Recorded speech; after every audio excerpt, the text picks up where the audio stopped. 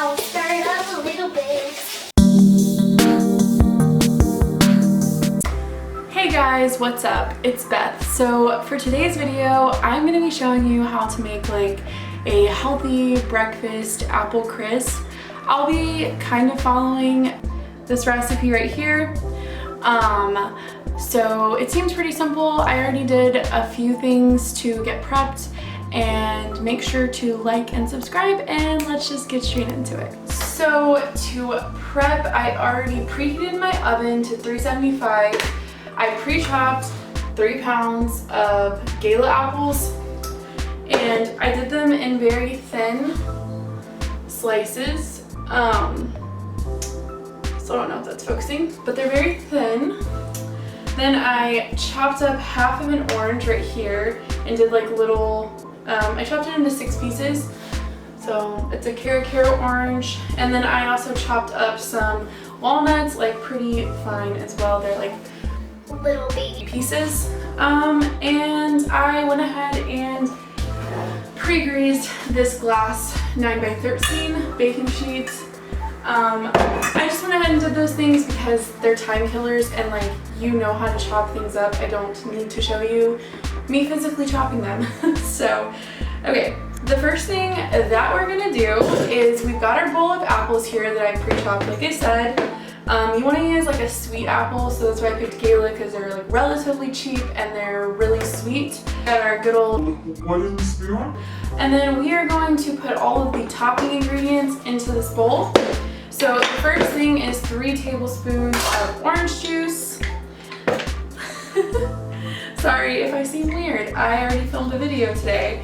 So I'm not actually going to measure it. I'm just going to squeeze this whole half of an orange. I think that's about 3 tablespoons, but like, if it's not the end of the world. Let's be real. Just squeeze it really good to make sure I get all the juice with my little dinky lime squeezer I've got here. It's like you almost can squeeze it better with your hands at this point. I literally hate squeezing things. I don't know why, but, and I like squeeze limes and lemons into like all kinds of my recipes. Okay. The reason I decided to make this is because I have really been craving an apple crisp. I know I said it was for breakfast, but like, I'm not gonna eat something this sweet for my breakfast. I've just really been wanting a good apple crisp that is not terrible for me. If anyone tells me with the whole quarantine thing, trying not to like gain the quarantine 15, if you know what I mean. But then we got the orange juice, so now we're going to add in 3 tablespoons of maple syrup. We're just gonna do 3 tablespoons. I'm gonna kind of spread it around a little. 2 and 3. And we also need this for our crumb topping. So I'm gonna just set that guy right there. I'm gonna add in a teaspoon of vanilla to our apples. There we go.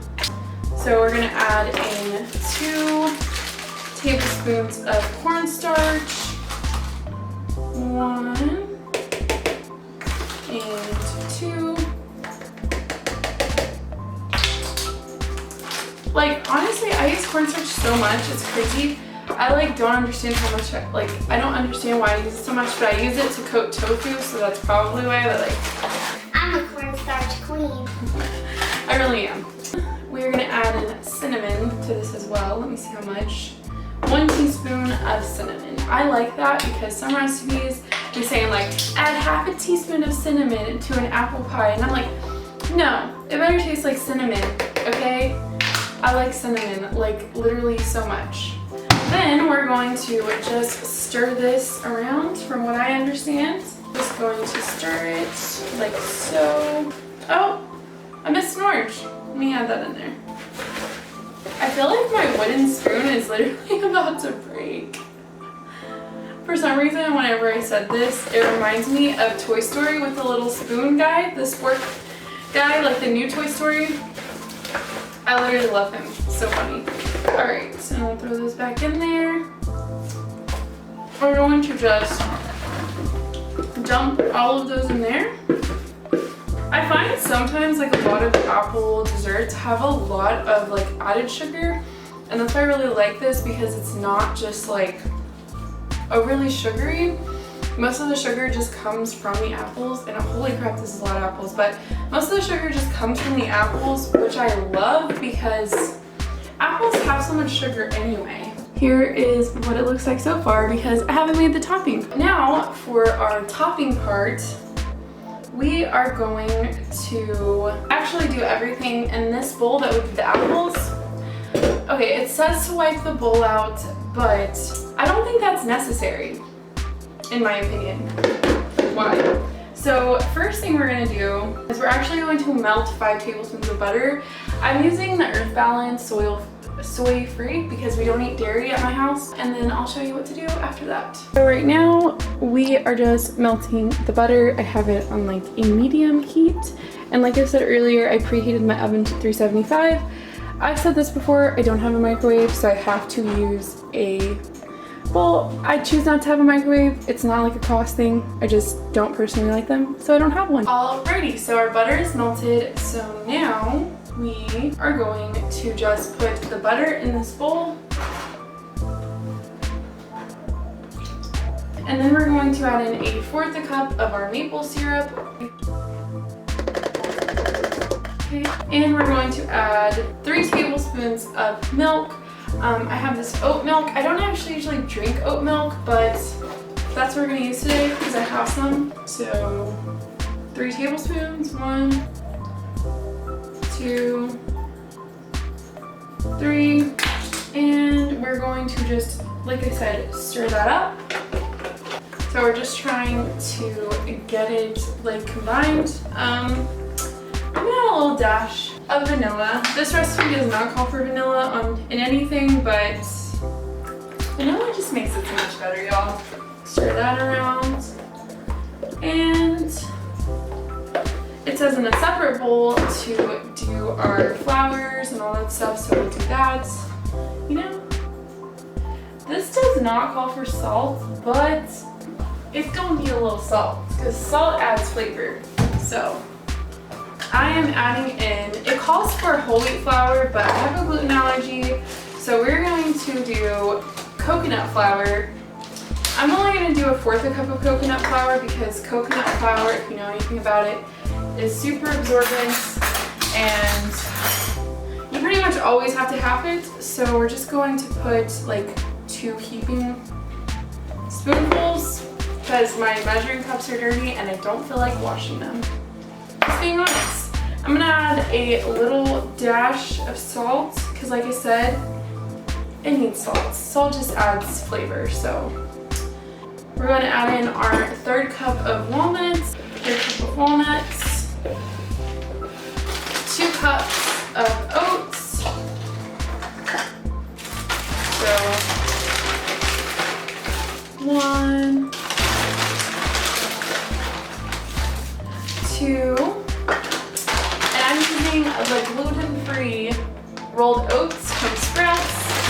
That doesn't really matter, you can use whatever you want.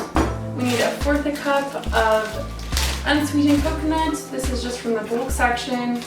Like I did with the coconut flour, 2 heaping tablespoons should be fine. They're like basically like 2 tablespoons per one, so. And do that. And then I'm just going to use this to combine them. Then I'll stir it up a little bit. And then we're going to add this, it should look like this at this point, into this. Everything smells so good, y'all. And we're just going to stir this up. So, stirring it up. And all stirred up, it should look like that. So it's like a crumble kind of granola looking topping.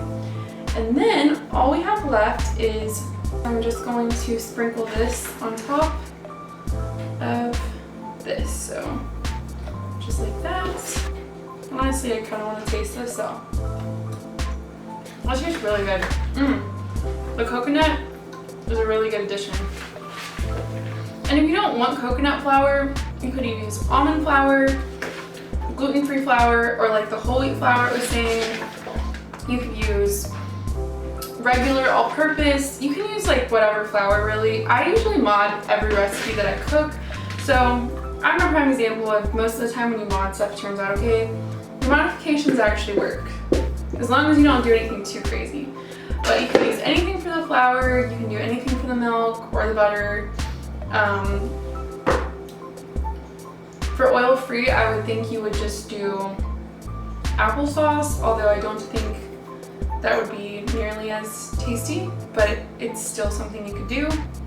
I'm just gonna like spread that around. Let me actually read the recipes to make sure I'm doing it right, but I'm pretty sure that's what you're supposed to do.